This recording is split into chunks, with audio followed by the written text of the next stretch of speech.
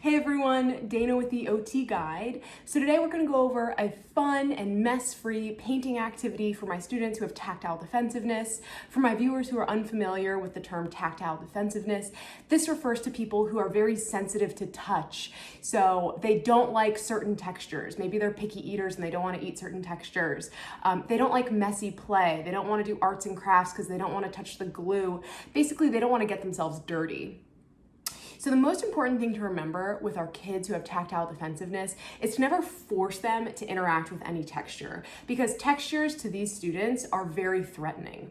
So the purpose of this activity is for our students to safely explore textures while not having to directly touch them.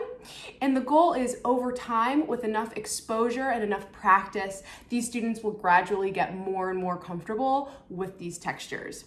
So the materials we'll need today include paint or shaving cream or whipped cream, a Ziplock bag, ideally a quart size or a gallon size, tape, and then a paintbrush is optional. And what you're gonna do to set up the activity is you're gonna take the paint, you're gonna pour it into the Ziplock bag, you're gonna seal off the Ziplock bag, tape it to a window securely, and your child is either gonna use their finger or their paintbrush to paint on top of that Ziplock bag.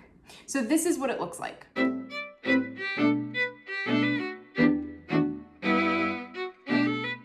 And if painting with their finger is too much on this, like it's too much of sensory overload, you can even give them a paintbrush and they can paint with this using a paintbrush.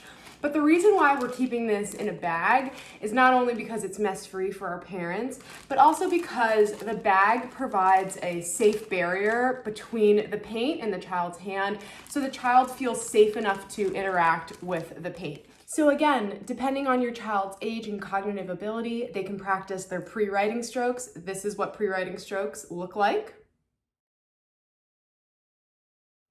They can also practice their shapes, their numbers, their letters. They can just practice drawing pictures, whatever they have fun doing. But key takeaway is, if our student is tactile defensive, we don't want to push them too hard and we want them to feel safe while they're exploring different textures.